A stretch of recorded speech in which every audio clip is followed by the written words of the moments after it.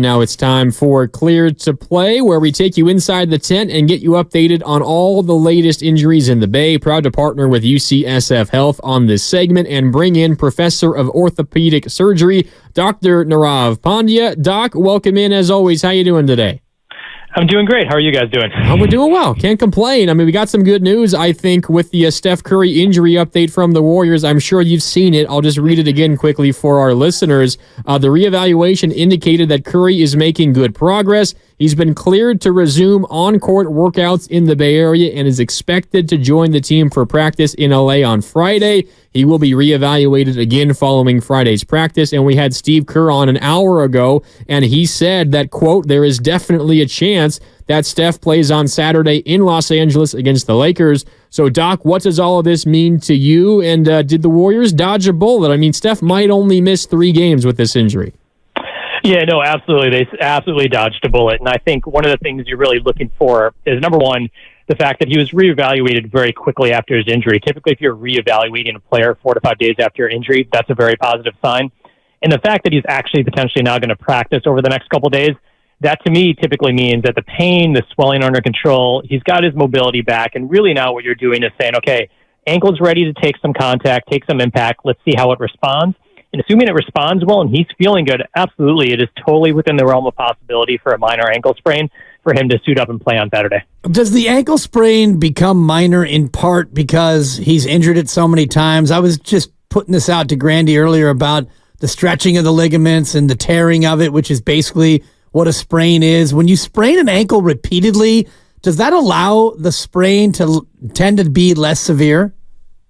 Yeah, absolutely. Yeah, that's a great point, Dan. Like, one of the things that happens with these ankle ligaments is that if you're not getting surgery on them, each time you have a sprain, these ligaments are stretching out a little bit. When they do heal back in, they are basically a little bit looser. So when you do sprain your ankle, then there's less force going across the ankle, so you get less swelling, there's less soft tissue edema, all those things work in your favor. So even though you may be at risk to sprain it more, how bad they are each time they happen are less severe. And then you throw in the fact that Curry rehabs his ankles, he has these braces, so all these things indicate that, you know, all this work and the fact that he sprained it prior allows him to bounce back a lot quicker. Doc, I want to stay on the hardwood. Dibs and I last segment were talking about the Warriors and trying to maybe get up further in the play-in tournament, and it might impact who they play in the first round. And we were talking about the Timberwolves, who are without Karl Anthony Towns at the moment because he tore his meniscus, underwent a procedure, of course, and they're saying that he might be back for the postseason or maybe at the end of the regular season. Now, Dibs, a radio doctor, as he was telling me, explained this to me, so I want to fact-check him. So without knowing what Dibs told me, how is it possible for a player as big, as heavy as Karl Anthony Towns is, and maybe it's similar for Joel Embiid of the 76ers, how is it possible for somebody to tear a meniscus this late in the season and potentially be back in a handful of weeks? Yeah, so basically when you have a meniscus tear, there are 2 main options from surgery. One is if it's a big tear, good blood supply, you know, taking out a bunch of meniscus would be bad. You then sew it together. That has the 4 to 6 month recovery. If you just go in there and just kind of trim out a small portion of the meniscus, or that meniscus doesn't have good blood supply, then you're typically looking at that around 6-week return timeline because you're not basically waiting for anything to heal. The biggest unknown with all these big players when they get part of their meniscus removed is how does the knee respond to impact? So even though theoretically you're back playing, could you have pain? Could you have swelling? All those other things. But given the fact that, you know, these NBA players want to preserve their meniscus, they want to have, you know, good long-term function. The fact that they did these quote-unquote meniscus shavings probably means there was a pretty small tear and there's high likelihood they'll be able to play. But it's just the 2 options. You either shave it out, quick recovery, or you repair it, and that's a much longer recovery. All right. Good job, Dibs. You did it. Yeah, you know what that was, I trust Doc? you now. That was a validation sensation. And I appreciate it because you went to actual medical school. I went to radio medical school, which is a much shorter period of time. Let's talk a little bit about Arik Armstead and his injury history. He's yet to sign elsewhere. The 49ers have decided to ask him to take a pay cut. He said no thank you. How much does his injury history play into his viability going forward as a 30-year-old free agent? Yeah, I think that obviously is one of the concerns for the 49ers. I mean, I think this plantar fascia issues, you know, a lot of big players deal with that. But I think the larger issue is this meniscus tear that he was supposedly playing with, and it sounded like at the end of the season he was going to get, you know, a repair done based on the timelines that were reported. anytime your player is over 30 is going to be out for an extended period of time with, a cartilage meniscus issue, you do worry about how they're going to come back. I mean, you look at baseball players, you look at basketball players. For the most part, when they have meniscus procedures, they have a high likelihood of returning.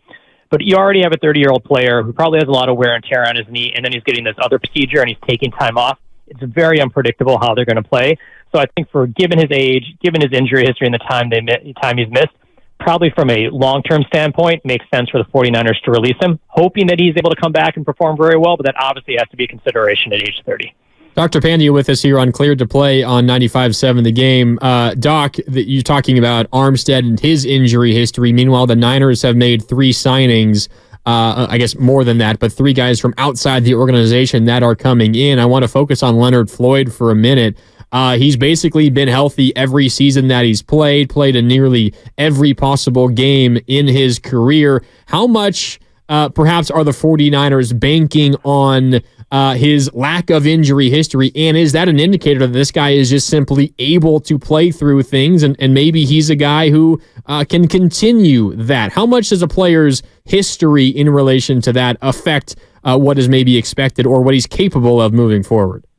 I think it plays a huge role. And if you look at players when they come into the league at the NFL Combine, the number one risk factor for them having injuries when they're in the NFL is prior injury history. So if you have someone who's played a couple of years in the NFL, has shown to hold up, you're not necessarily worried as much about these soft tissue injuries, these kind of muscle pulls and strains that kind of happen from wear and tear, potentially how he's running, how he's built, prevents him from getting that. Now, obviously, the traumatic freak things can always happen to a player, but if you have an NFL player who's played as many games as he had at a position that takes a lot of impact, I think that bodes very well for him being a consistent every week player for the 49ers.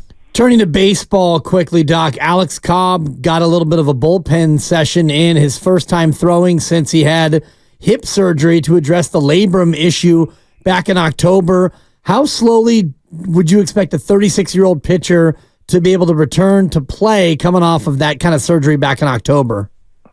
Yeah, in general, when you look at people who get kind of hip arthroscopy done and get their labrum, repaired and deal with impingement, you usually look somewhere between 6 to 8 months in terms of return.